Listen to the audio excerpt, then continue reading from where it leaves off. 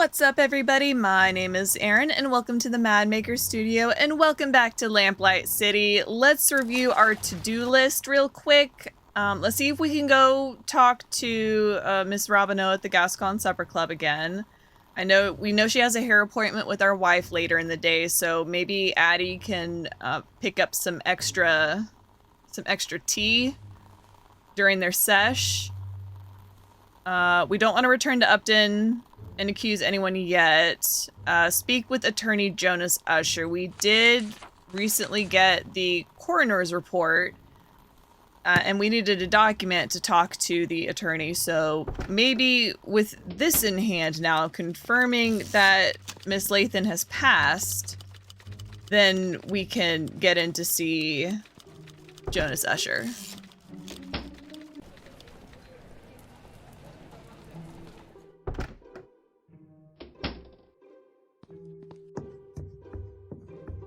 Begging your pardon, sir.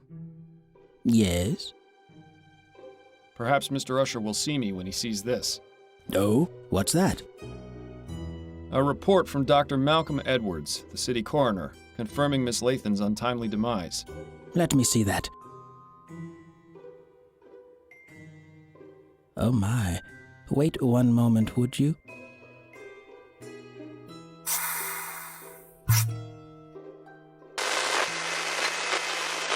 Martin, what is the meaning of this? The gentleman who brought that is a private investigator. He's waiting outside to see you. Send him in, then. You heard him, Mr. Fordham. You may go inside and see Mr. Usher. Thank you kindly. Mission accomplished. In the door. So, a private investigator, are you? That's right. Miles Fordham is my name. Jonas Usher, a pleasure to make your acquaintance. Pleasure's all mine. So, it would seem that Miss Lathan has shuffled off the mortal coil, as it were. I'm sorry to say that is indeed the case. Please come in, have a seat. Make yourself comfortable. I only ask that you kindly wash your hands in the basin first, and limit what you touch in here. This one seems a bit on edge, doesn't he? Hey, I'm a fan of washing hands because, you know. Thank you, Mr. Fordham. I appreciate your cooperation. Is there anything more boring than books on law? Just reading the titles is making me drowsy. Adds a nice bit of color to the room. Stern-looking lady. Judging by how full these bottles are, Usher doesn't indulge much. What a waste. Usher seems to like keeping his guests at a distance.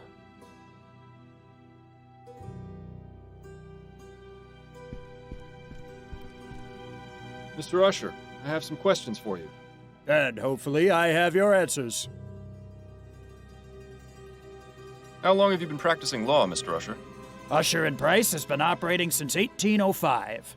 I took over from my father 15 years ago. The stress hasn't helped my heartburn, I can tell you that.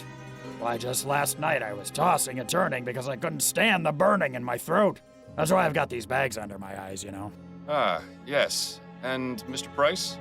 He's still here, although I think he'll probably be retiring soon as well. But the law firm has done well over the years, and I have a feeling it'll do even better in the years to come. Oh? Why is that? We're currently beginning a group litigation against Royal Maverick for the Lygia disaster. I'm confident that we'll recover quite a significant sum for the families of those killed. You weren't by chance affected by the disaster, were you? Thankfully, I wasn't, no. Shame. You could have joined the class action and done quite well when we win. You know, I always thought we detectives made our living off human tragedy. Mr. Usher, I've noticed from your rules and habits that you seem to have a particular aversion to germs. Why is that, if I may ask? I've been ill most of my life, Mr. Fordham. I was a sickly child, and unfortunately my condition hasn't improved with age. It's a miracle I'm still alive. That's why I'm so careful about exposing myself to germs. I see. How's my color? Do I look pale to you? Not particularly. I saw myself in the mirror this morning and thought I looked a bit peaked. Also, my leg has been hurting more than usual, which has been cause for concern. Nah, you've really done it, Miles. Yes, well, moving on. What can you tell me about Desiree Lathan? She was a lovely woman. I'm saddened to hear of her unfortunate passing. How long had you been her attorney? She retained me some 10 years ago, I believe. That's quite a long time. Yes, I remember I had just gotten over a bout of melancholia and been able to work in nearly a month. I didn't think I'd make it out of that, but luckily things took a turn for the better. Miss Lathan came to see me, and I've served as her attorney ever since. Would you say Miss Lathan is a wealthy woman? Indeed I would. Her estate is worth a significant sum. Of course, you understand that this is confidential information, so I cannot tell you the exact amount. Yes, of course. Can you think of anyone who may have wanted to harm Miss Lathan? No, I can't. What makes you think that someone actually killed her? It seems the most plausible explanation. Miss Lathan was getting on in years. It's likely she may have developed a case of pneumonia. That's the most common killer of the elderly, you know. I had it when I was younger. Most unpleasant. Constant coughing, spitting up phlegm, rattling in the lungs. Thankfully, I made a full recovery. But supposing that was the cause of death, how would it explain the fact that her body was completely burned? She was a smoker. Perhaps she was having a cigarette when she died and dropped it on the bed, causing it to catch fire. I found no cigarette butts at the crime scene. I'm merely offering my opinion, Mr. Fordham. You can take it or leave it. I think we should leave it. I found this letter in Miss Lathan's bedroom, which mentions that she recently changed her will. Could you tell me a bit more about the circumstances surrounding this change? That's not an uncommon occurrence. People change their wills all the time. Relatives and friends fall in and out of favor constantly. Had Miss Lathan made changes to her will previously? No, this was the first time. What change did she make exactly? Just a change to her beneficiary. Nothing out of the ordinary. And when did this change occur? About 4 months ago, if I recall correctly. Yes, it was definitely in June, because I'd been in bed with a nasty stomach flu at the end of May. That was no fun, let me tell you. I think I lost nearly 6 pounds from the constant trips to the WC. Couldn't keep a thing down, and whatever did stay down soon came out the other end, if you get my meaning. I'd say his meaning is regrettably impossible to avoid. Who did Miss Lathan name as her new beneficiary? Mr. Fordham, please! You know I couldn't possibly tell you that. There is such a thing as attorney-client privilege. If she's deceased, she's technically no longer your client. Isn't it suspicious that she died so soon after changing her will? Tell me or I'll sneeze on you. We don't want to be rude. Let's go down the middle. Do you not find it suspicious, Mr. Usher, that Miss Lathan died under such mysterious circumstances only 4 months after naming a new beneficiary? You said yourself she was wealthy. Does it not make sense that someone might have wanted her inheritance? I suppose it's not entirely out of the question. Right. So tell me the name of Miss Lathan's beneficiary so I can determine if this was, in fact, a murder. Very well. It was a man named Roger DeVay. Do you have any information on where I can find him? Only his address. It's 775 Pumblechook Place in Chumley. That'll do nicely. Thank you, Mr. Usher. Thank you for your help, Mr. Usher. The pleasure is all mine, Mr. Fordham.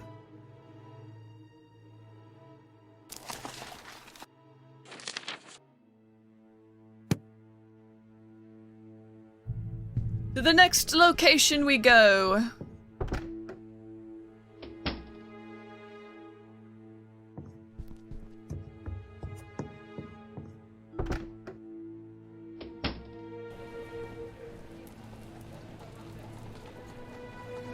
Did Usher give us the wrong address? This should be 775, but there's no building here. These aren't in such bad shape, really. As far as the chum goes, this is one of the nicer areas. I used to draw funny pictures of rich people on walls too when I was a kid. Never did a lick of good, but it would always make me feel better. Yeah, those aren't half bad. Too bad they aren't finished. I wonder if they're going to be used to keep the fire going. By chum standards, that's practically a 4-poster. Hey, that's just like the one we had when I was a boy. Good old Rusty. He served us well. Doesn't look like much, but I bet it keeps the rain off. Assuming there's no wind. Excuse me. Yeah? Is this 775 Pumblechook Place? Yeah, it would be if the building were still here. Oh, I see. Might I ask you a few questions? You can ask.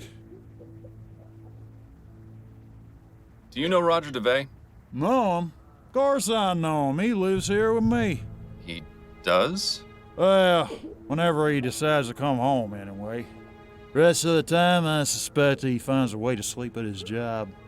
Me, I'd do the same, except I can't stand the smell of the horses. Do you know where Mr. DeVay works? Nah, he never told me. What's your name, sir? Me? I'm Herman Shaw. How long have you been living here? Oh, I've been here for ages. Since before the building got condemned and was torn down. They pretty much forced us out, you see, but a couple of us came back and set up here. Seemed like a good idea. And I had nowhere else to go. That's not so bad, except for when it rains. And I guess we'll have to bundle up a bit more when it gets cold. But other than that, it's like the place was still standing.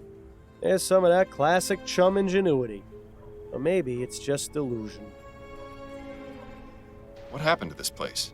Why was it condemned? The building was old, in a pretty sad state, so the inspectors came by and said it was unfit for living. There was a whole lot of us here. Most were able to pick up and go, but a few of us stayed. Why don't you go to a workhouse? You wouldn't be asking if you'd ever been inside one. It's wall-to-wall people, children crying, sick folk coughing all over you. But there's plenty of that out here, too. Well, sure, but out here, there's freedom. Nobody telling you what to do except the odd copper. Not even many of them in this neighborhood. Besides, this is my home. Just 'cause it's missing a few walls don't mean I ought to abandon it. You do you, man. Do you know a woman named Desiree Lathan? Nah, I don't know many women. They're not too fond of my company. Well, I don't understand why. I always try to be a perfect gentleman. Guess it just don't got the charm. I've asked Roger to give me a few pointers. He's a big hit with ladies, you know. Is that right? Oh, yeah. He no sooner looks at 'em than they're falling at his feet. Real natural, that one. Never brings it back here, though. Always winds up staying with him, getting a free meal and a soft bed out of it. Ah, well, the bohemian lifestyle ain't for everyone. Maybe someday my luck will change. I'm sure it will change the day he decides to take a bath. I thank you for your time. Maybe give us a shilling or two for the trouble? I'll consider it.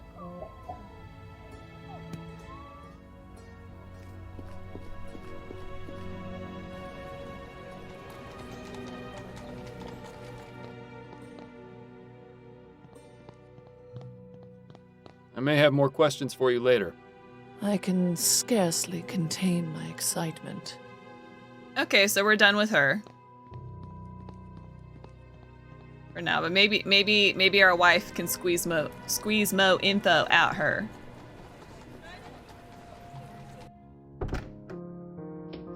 Ah, home at last.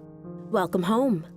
You say that like we're just gonna stay here for the rest of the day, Miles. We got work to do. Addie? What is it, Miles? About your appointment with Charlotte. Let's get straight to the What point. about it? Right. These are the things I want you to ask her about. So you want me to take off about an inch, but keep enough for your curls? Yes, that's right. You know how I like it, Adelaide. Ooh, we get to play as Addie. All right, let's ease her into the conversation. How was the Grand Dame's ball? Was your hairdo a hit? Oh, it was. All those other old biddies were practically fainting with jealousy. Truth be told, though, the evening was rather dull. Just the regular crowd of wags and gossips. You know, sometimes I envy people like you, Adelaide. People like me. Yes, you know, ordinary people. Being a member of high society can be so draining. One quite lacks a sense of purpose, of ordinary honest usefulness that comes from a good day's labor. Have you done much of that sort of labor yourself, madam? What? No, of course not. But I imagine it must be quite good for the soul, quite grounding. Just being what you are. No airs or pretense. Oh, you've missed a bit there on the left ear. Do be sure it comes out even. Certainly, madam. Who's the professional here? I have to say, your musical selection for today is lovely. It's nice to know someone like you can appreciate some of the finer points of culture. In case you were wondering, the piece is the Fourth Symphony by a composer named Theophilus von Wagner. Yes, it's refreshing to hear the Fourth Symphony for a change. Most people know von Wagner for his Fifth Symphony or his Lute Concerto in D minor. Oh, you know von Wagner? Although I admit he Is that isn't one of my shocking? favorite Baroque composers, I can appreciate what he brought to the movement. I'm more in favor of Scaravaldi. His development of the Concerto Grosso makes for a much richer musical tapestry. Wouldn't you agree?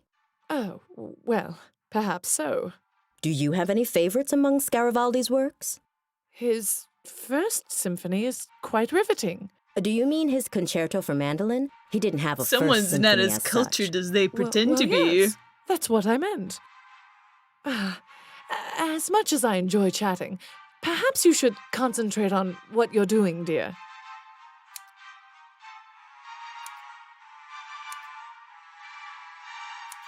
Has anyone special caught your eye recently? Ha! No, I think I'm getting too old for most of the young pups I see around these days. Besides, marriage has proved to be more trouble than it's worth. I'm finished with that whole game. Although there was one fellow who came into the supper club today. Pity he was only interested in asking questions. Oh? Yes, the dark brooding type. Sleepless nights etched all over his face. Still handsome, though. I invited him to join me for a drink, but he refused.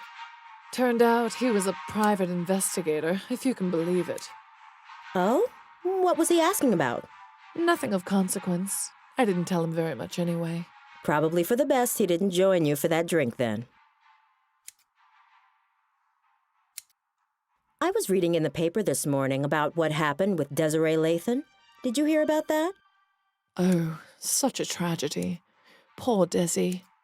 We hadn't talked in a long time, but how terrible to think of her dying in such a horrible way. My condolences. Thank you, dear. Did you and Desiree used to be friends? Oh, we were like sisters at one point. What happened? What else? A man got involved. You were both after the same man? No, quite the contrary. We both enjoyed being unattached and had vowed to keep it that way. The spinster sisters, we used to call ourselves. But I fell for a man a few years ago. We got married, and Desiree stopped speaking to me. That's a shame. Yes, especially considering the marriage only lasted a few brief months. I lost both my husband and my best friend. I'm sure there's a lesson to be learned in that. I heard someone mention that Desiree had her portrait painted recently.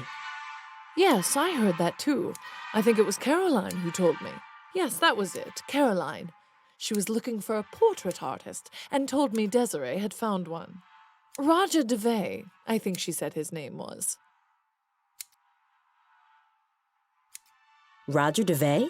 Sounds mysterious. Who is he? Well, I don't know about mysterious. He's just an artist. Not a very good one either, from what I hear. He didn't do a good job on the portrait? Oh, no, he did fine. I just meant he hasn't really taken off. His paintings aren't worth very much, you see. Of course, that's all you But care about. Desiree took a liking to him very quickly. Even went as far as giving him an extra key to her apartment. If there was anything more going on between them, I couldn't say. But she could have done a lot better, if you ask me. I mean, he's barely even an artist now. I heard he took a teaching position at the university. Now, who would want their likeness immortalized by a lecturer? I see. Well, I hope he makes it in the world someday. Miracles may happen. Okay. Quite chilly out today, isn't it? Yes, a good day for spending indoors. Probably means we'll be getting an earlier winter. It's a good thing I bought a new set of coats then. Good. I think that's all finished. Thank you, Adelaide. It was a pleasure, as always. Likewise, Miss Robinow. I'll see you next week. And she didn't tip very well either. I'm sorry, dear. She sounds positively dreadful. No more than the other Gascon Grand Dames. I just hope you managed to get something useful from that. I hope so too. Let's look at our casebook. Okay, we got a new location, university.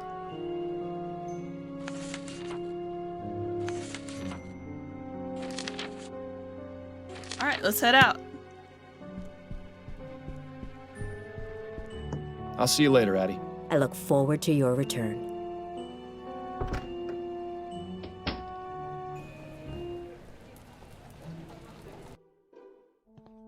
Whoa. I'm guessing it's locked, but it probably only contains more art supplies we don't care about.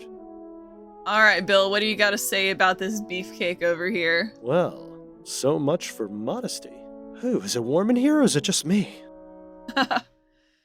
Gosh, I can't imagine posing for that. One, I'd just be really uncomfortable, but also just holding the arm there, that has to be very, very uncomfortable. Where dreams go to die. These aren't half bad. Nice to know the students aren't completely wasting their time here.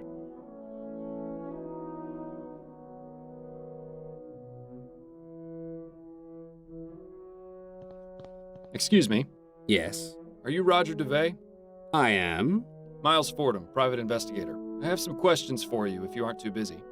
Will this take long? This isn't exactly the best time. It shouldn't, no. All right then, quickly. This man looks clean. He's had a shower. He's had a shave. He's teaching an art class. He has a job with a steady income. Why are you sleeping on the street with Herman Shaw? How long have you been teaching at this university? About 4 years now. And do you also earn money with your painting? Not of late. I haven't sold a painting in some time. But my salary from the university is enough for the time being. Perhaps someday I'll be able to devote the proper focus to my painting. Do you know Desiree Lathan? Desiree? Yes, of course I know her. What happened to her was just awful. Indeed. My condolences, Mr. DeVay. What can you tell me about her? She was a wonderful woman. Sharp, full of life, extremely witty. I only knew her for a short time, but I consider myself lucky to have had her as a friend. How did you two meet? We were introduced at a party and became fast friends. It's hard to believe she's really gone. I was about to say, did we tell him that she had passed? But it's in the newspaper. It's not that far of a stretch. Do you have any information regarding Desiree's death? No, none at all. It came as a total shock. I heard she was burned to death. Oh, is that true? It is. It's really just unthinkable. Do you know of anyone who might have wished harm upon her? No, everyone loved her. To think someone could be capable of doing that to her, it just makes me feel sick. You painted Desiree's portrait, is that right? Yes, I finished it just a few months ago. Do you often do commissioned work? Sometimes, but this wasn't exactly a commission, more like a gift. You mean you weren't paid for it? No, I didn't do it for money. It was an honor just to paint her. I see. And did she like the result? Well, she had it hanging in her bedroom and not in her attic, so I assumed she liked it well enough. It was a rather nice portrait, I must admit. Oh, so you've seen it? Indeed I have. Regrettably, I can't comment on the likeness, never having seen the subject in life. Ah, yes. Well, she used to say that standing in front of it was like looking into a mirror. I tried my best to do her justice. Is it true that Miss Lathan recently changed her will to make you her beneficiary? Yes. You can imagine my surprise. My understanding is she left you quite a significant sum. I don't see how that's any of your business, but yes, she did. I'm very lucky. Oh, I see what you're getting at. You're thinking I killed her for her money. Is that it? I never said anything of the sort, Mr. DeBay. No, but I can see it in your eyes. Look, Desiree considered me the son she never had, and she was like my second mother. I would never, ever even think of doing something so horrid. Oh, I'm sure he wouldn't. I'll let you get back to your class. Right. Alrighty then. All the tools an artist would ever need. Brushes, pieces of canvas, paints. There's also several jars full of clear liquid. Interesting. Yes, we can take something with us. Huh. This is linseed oil. It's used as a drying agent for oil paintings. It would be a good idea to take a sample of this, Miles, especially now that nobody's looking. True enough.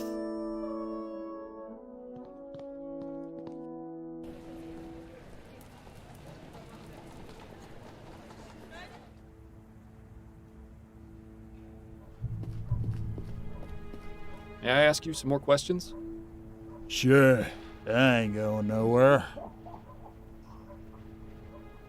Tell me about Roger's artistic pursuits. Well, not much to tell, really.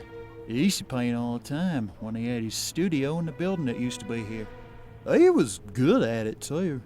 Shame nobody ever bought his paintings. All that's left now are those two unfinished ones against the back wall there.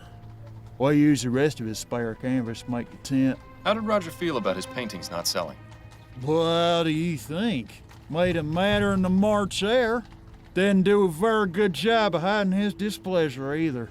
At least none around me. He always used to say he'd find some way or another to make the money he deserved. He told me he was content with the salary he got from his teaching job. That's a load of bunkum if I ever heard it. Truth is, old Roger's about as poor as Job's turkey. He'd do anything to make a quick crown. Well, now, that's certainly interesting. I thank you for your time. Okay. I guess we're done with him. Let's take our linseed oil back to the morgue.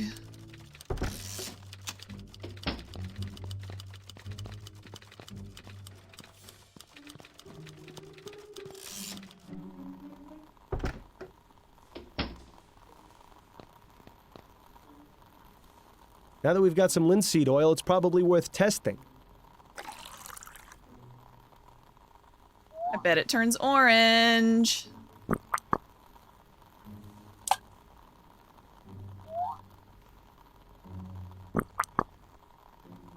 Well, I'll be damned. We've got ourselves a match. I wonder if Edwards knows anything pertinent about this stuff. Let's find out. Pardon me, Edwards. Yes? What do you know about linseed oil? It's an oil made from flaxseed that has many uses. Most commonly, it's used to dry things like varnish or oil paints. Some people even eat it for health benefits. I hear it goes well with a bit of quark. And it's flammable? As most oils are, yes. Where are you going with this? The oily residue on that rag is linseed oil. Fascinating. But I found no trace of anything used to light a fire at the crime scene. Uh-oh, he's getting that gleam in his eye. Wait just a moment. Linseed oil? Of course! Anytime linseed oil is used, extreme caution must be taken to dry cure rags that may be soaked in it. That's because when linseed oil dries and oxidizes, it releases heat. A pile of rags soaked in linseed oil in a confined space runs the risk of spontaneously combusting. There we go. How long would this take exactly? A few days, at least. Interesting. It's a rather uncertain means of murder, but it's excellent for appearing accidental. It's certainly not the most far-fetched conclusion you've ever come to. Thanks. That's all I needed to know for the moment. Anytime, Fordham. Well, it's fitting that Mr. DeVay is an artist, because I think he's painted us a pretty clear picture of what happened to Miss Latham. Yep, I think he did it.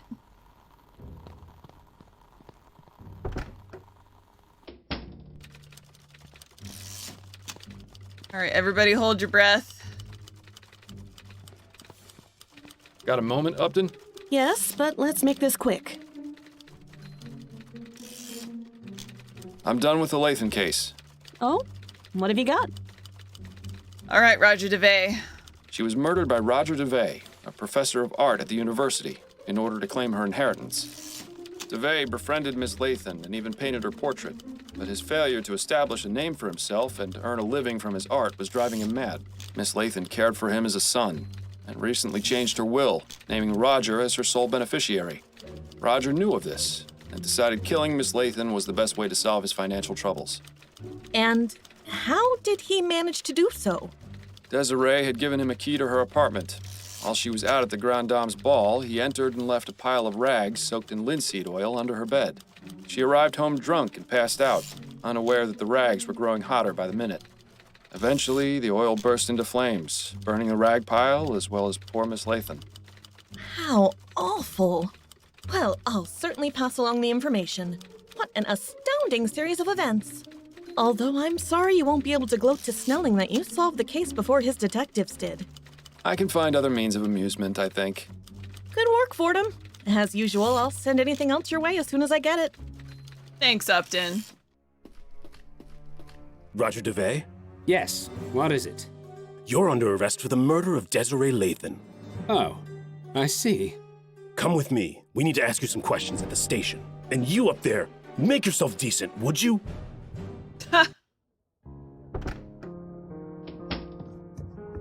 Dearest, I'm back.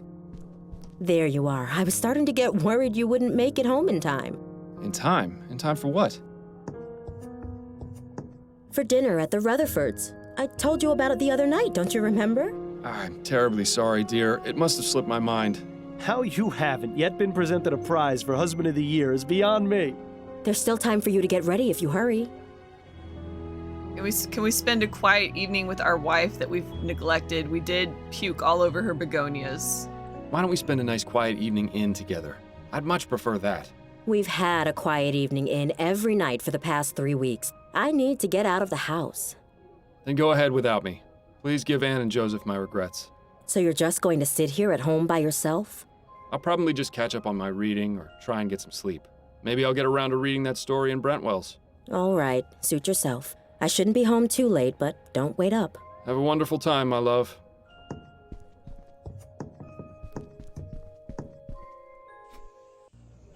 Ah, alone at last. If only I were. Careful what you wish for, Miles. You just might get it. Seeing as I won't, I think another trip to the Angel's in order.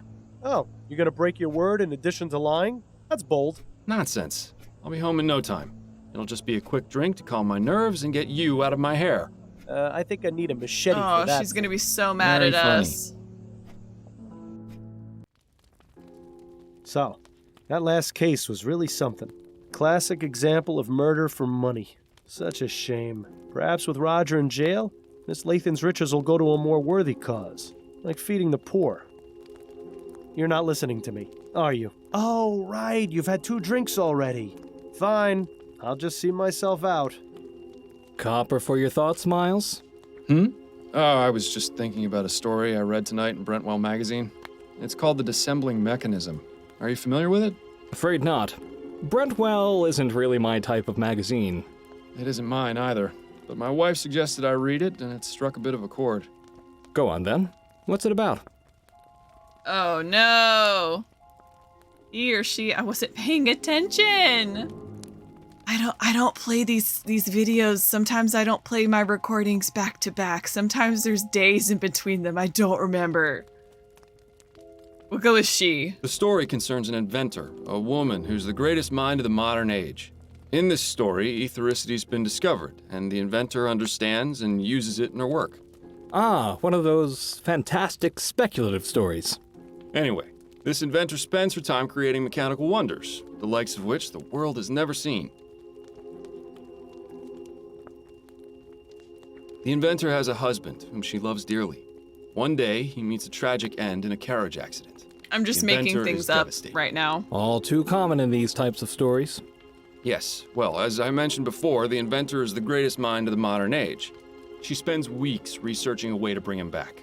She toils for hours, forgetting to eat, neglecting her duties, forgetting her friends. Finally, she finds a way to repair his broken body with mechanical implants. Once that's done, she harnesses the power of ethericity and revives him from death. Why would she go and do something like that? My love? Because the inventor's obsession was fueled by love. She cared so much for her lost loved one that she vowed to do everything in her power to save them from death. Unfortunately, things don't go well. The inventor brings her husband back, and at first he's confused, wild. With time and patience, she tries to ease him back into the world of the living. But gradually, she comes to realize that this person she's brought back isn't her husband. Not as he was, anyway. When she understands what she's done, she flies into a fit of madness, and she kills both her creation and herself. How tragic. She also leaves behind a note which closes off the story. I can still recall the exact words. This dissembling mechanism hath not the vital breath of he whom I loved. It is not him. I have formed but a vain, mocking shadow of what is forever lost. That's one hell of a story, Miles. As I said, it resonated with me quite deeply. Same here. I can tell you, I'm glad that ethericity crap hasn't been discovered, or else this sort of thing won't just be in stories. You mark my words. Yes, I suppose that's one way of interpreting it. I should probably be getting home. One last gin for the road? Hell, No, why not? Miles. It's later than I thought. Addie must be asleep. Miles, I thought you said you were staying in tonight. What happened to you? Nothing. I went out for a bit and lost track of time. Miles, you're dead drunk. You're a bad husband. No, of course I'm not. Don't you dare keep lying to me, Miles. It's obvious. I can smell it Oh on my you. god, Miles. But I'm not drunk. Miles, I you only had need two, to see a therapist. I think. I don't care how many you had. You promised me this wouldn't happen again. Where exactly did you go tonight anyway? I was at the Angel. The Angel? But why would you go there? I suppose I was just trying to relive the old days. So why didn't you tell me you were going? I don't know. Miles, this has to stop. First it was that sleep medicine, now you've started to go out drinking yourself into a stupor after you explicitly promised me you wouldn't again. It's clear that you've been keeping something from me and using drugs and drink as a way to avoid dealing with it. No, really, it's just... No, Miles. I'm tired of the lies. I heard what you said when I came home from my appointment with Mrs. Lefebvre. God forbid Adelaide ever find out about something. I wanted to think I'd imagined it, so I let it go, but I've come to realize just how wrong I was. Addie, please. Enough. No more excuses, no more lying. I just want to hear the truth. What is it you're not telling me? If I tell you you think I'm crazy, you'll never believe me, you wouldn't understand. No, you'll think I'm crazy. I can't tell you, Addie. I'm sorry, but if I do, you'll think I'm crazy. Do you know what I think is crazy, Miles? The fact that you think it necessary to lie to your own wife. Am I to believe that for all these years you've never felt you could trust me? Of course not. It's just that this is different. A lie is a lie, Miles. And the bottom fact is you've been lying to me for months. Perhaps I was too naive or too distracted to see what was really going on, but you finally opened my eyes. This can't go on. I refuse to let it go on. What are you saying? Get out, Miles, and don't come back until you're ready to tell me the truth. Addie, That's the you don't player mean that. character. I really want to tell you the truth right now. Miles. I don't care where you spend the night, but it's not going to be here. If you ever decide you want to tell me what's going on, I'll listen. But until then, just go.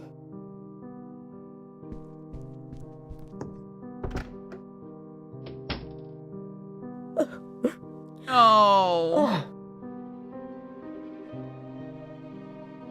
Miles.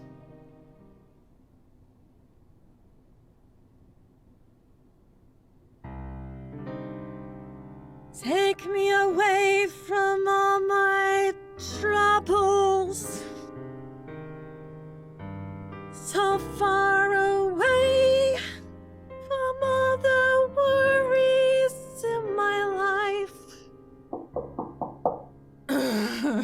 Who in the ether is calling at this time of night? Oh, Miles!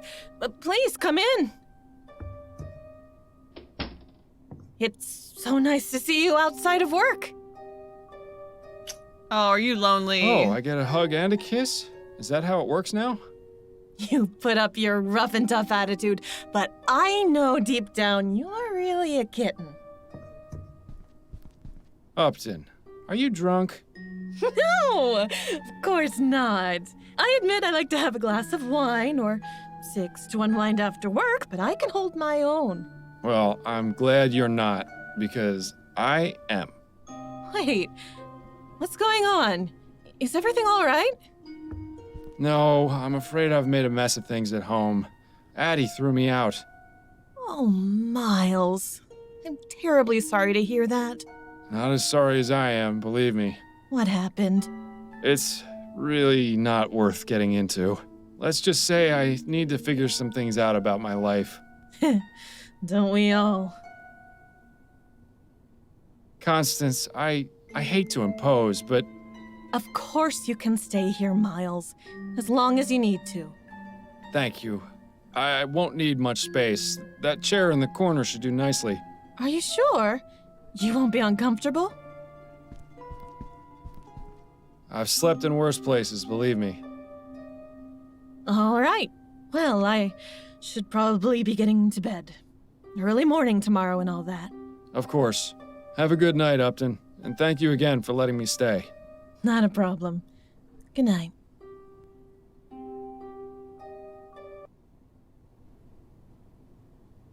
One week later.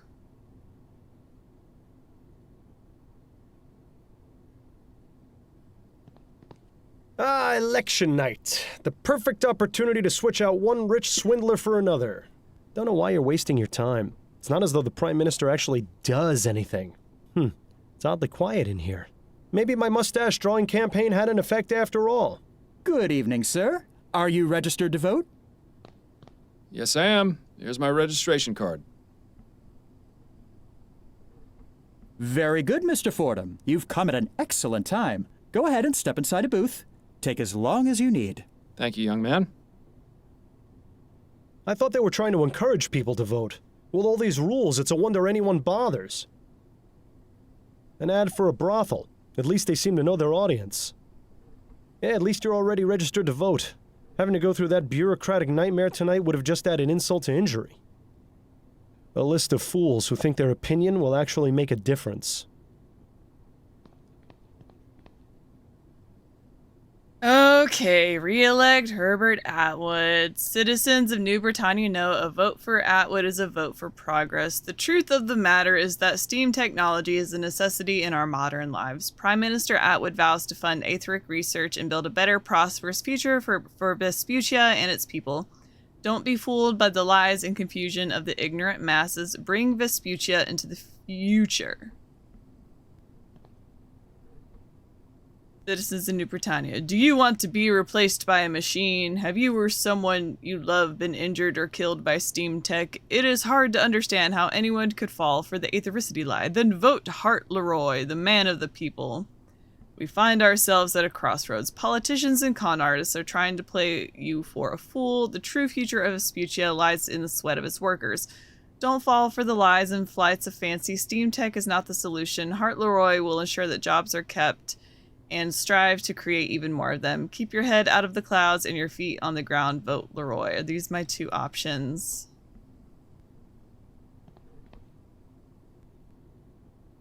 I mean, I guess we're voting for Leroy.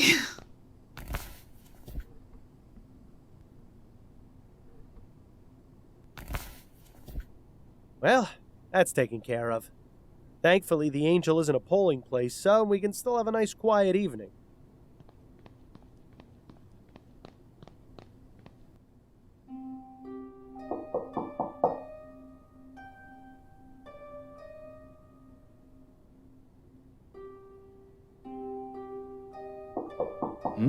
What? My head is pounding. Damn withdrawal. Actually, I think someone's knocking at the door. Oh, right.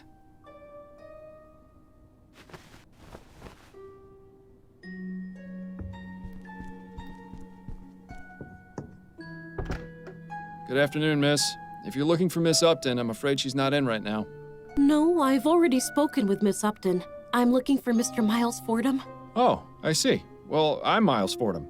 What can I do for you, Miss... Mrs. Emily Morgan. I have a problem, you see. Miss Upton said you'd be able to help. I suppose you'd better come in. So, what seems to be the trouble? It's my brother, Ronan Lespay. He was murdered 4 nights ago outside a tavern in the Chum. How unfortunate. Please, go on. The police took his body to the mortuary and investigated the crime scene, but they're out of ideas. I've been down there at the station every day, but they don't seem to care enough to look into it any further. All they've been able to determine was that it wasn't a robbery, and that the clothes he was wearing weren't his. My brother was a good man, Mr. Fordham. He would never have willingly gone to that part of town. I need to know why he was murdered, and I want whoever did it to pay for it. Very well, Mrs. Morgan. I'll take your case. Oh, thank you, Mr. Fordham. I just need to know where your brother was killed, and where I might be able to contact you. He was found outside the Silent Raven. It's on Alewife Avenue, on the west side of the Chum. Here, take this. It's a photo of Ronan.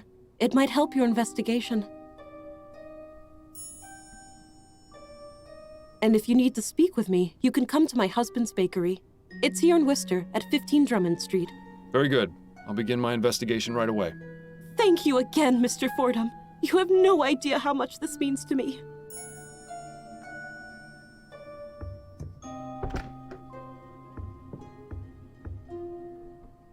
Well, this case has our names written all over it. Maybe it'll be good practice for finding the man who caused my death, eh? We're working on it, Bill, and on that note, since we've wrapped up one case, we're entering into another. I'm going to leave this episode here. Thank you so much for joining me. Please leave a like, comment, and subscribe if you haven't already. And as always, I hope to see you next time. Bye!